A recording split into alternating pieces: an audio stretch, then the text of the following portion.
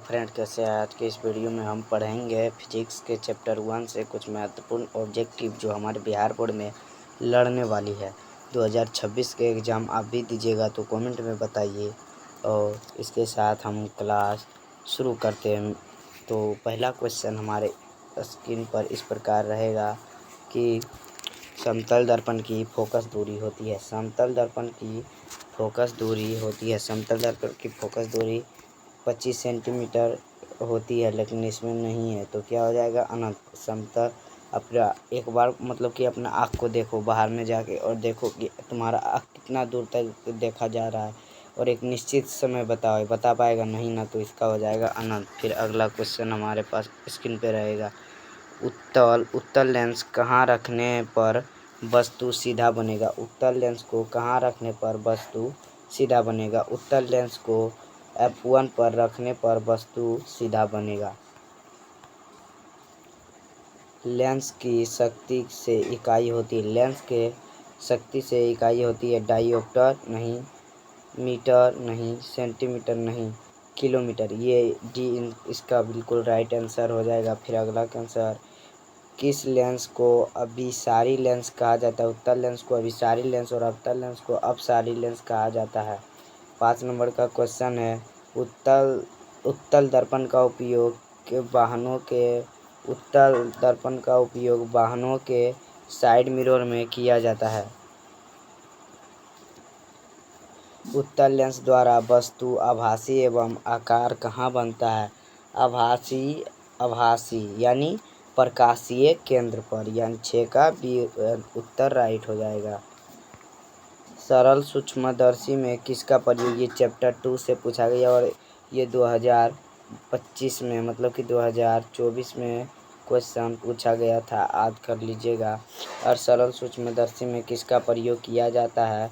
सरल सूक्ष्मदर्शी में किसका प्रयोग किया जाता है? उत्तल लेंस। इसका राइट आंसर क्या हो जाएगा? उत्तल लेंस। उत्तल दर्पण की फोकस दूरी होती है। उत्तल दर्पण की फोकस दूरी धनात्मक होती है और अवतल का ऋणात्मक। अवतल दर्पण के कहाँ रखा जाए ताकि वस्तु सीधा और आकार बने? तो इसका राइट आंसर हो जाएगा ध्रुव पर।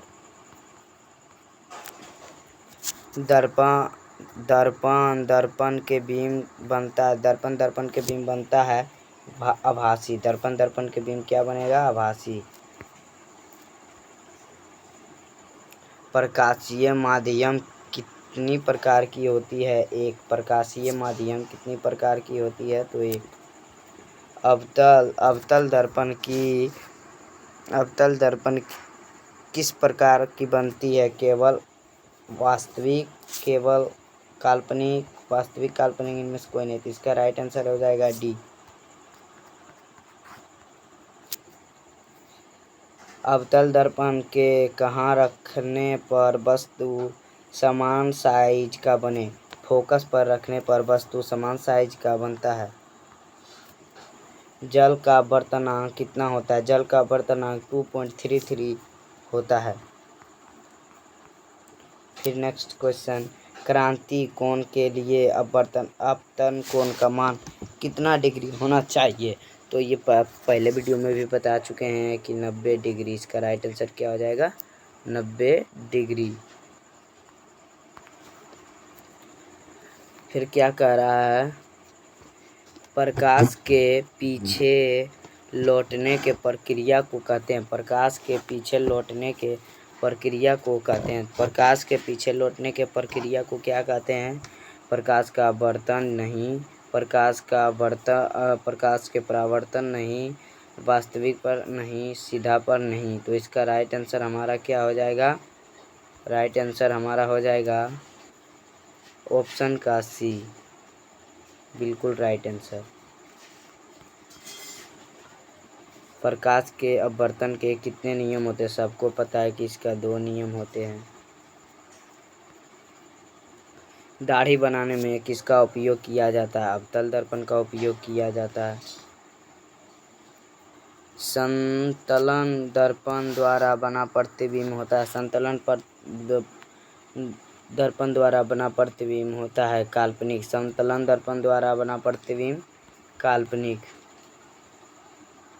किसी गोलीय दर्पण की फोकस दूरी 50 सेंटीमीटर है तो फोकस दूरी होगी इसका 50 सेंटीमीटर नहीं, तो इसका राइट आंसर क्या हो जाएगा, हम ग्रीन से डिनोट करते हैं 25 सेंटीमीटर।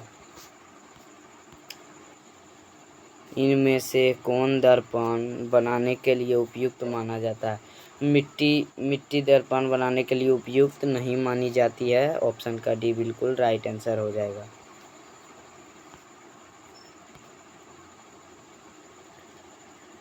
स्पीकर में किस रंग का सबसे अधिक छुपा रहता है? स्पीकर में लाल।